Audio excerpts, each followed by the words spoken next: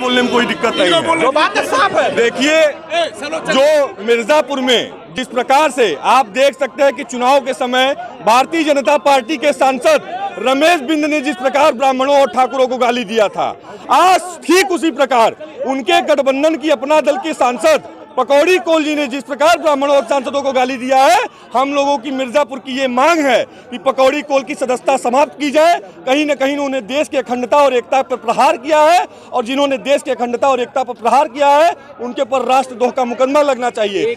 दूसरी बात, पकौड़ी कोल अपना दल के सांसद हैं।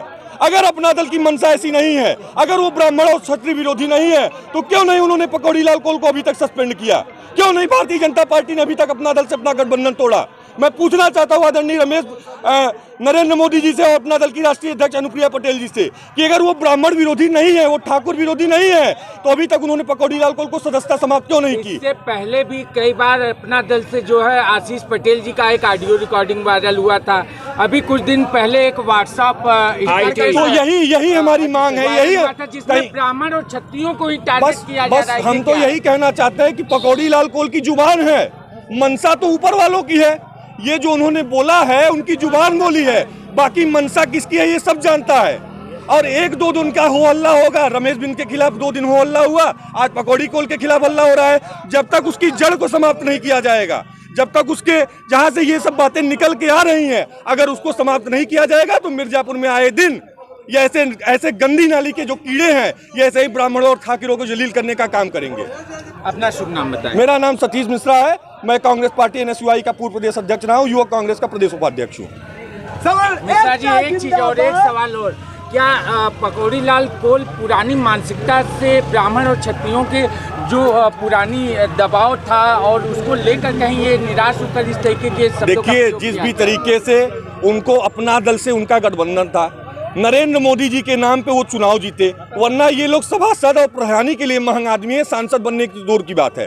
देश की जनता ने, सोनभद्र की जनता ने, मिर्जापुर की जनता ने उन्हें नरेंद्र मोदी के नाम पे चुनाव जिताया है। तो कहीं ना कहीं नरेंद्र मोदी जी की और अनुप्रिया पटेल जी की ये जिम्मेदारी होती है कि अगर पकौड़ी लाल कुछ गलत कर रहे हैं तो उनके खिलाफ कार्रवाई किया जाए, और अगर वो कार्रवाई नहीं कर रहे हैं तो ये माना जाएगा कि जुबान पकौड़ी लाल कोल की है, लेकिन मनसा अनुप्रिया पटेल और नरेंद्र मोदी जी की है। अगर वो अरेस्ट नहीं होते तो आप लोगों की आगे की रणनीति? जी बिल्कुल, हम सड़क से लेकर सदन तक आंदोलन करेंगे, क्योंकि ये पूरे समाज की बात है, पूरे धर्म की बात है।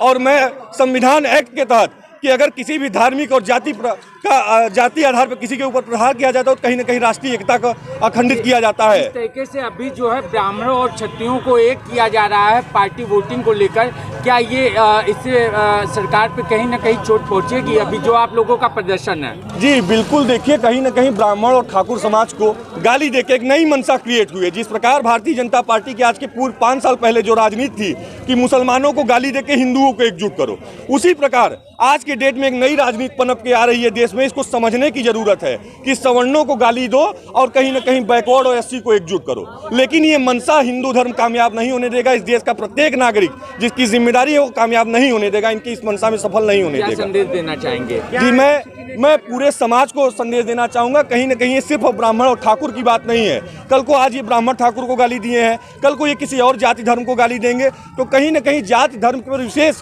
किसी भी प्रकार के जाति धर्म पर अगर गाली पड़ती है तो समूचे हिंदू धर्म की और समूचे हिंदुस्तान की जिम्मेदारी है कि ऐसे व्यक्ति के खिलाफ कठोर से कठोर कार्रवाई करने के लिए एकजुट हों। SP साहब आपके सामने आए थे, क्या वार्ता हुई?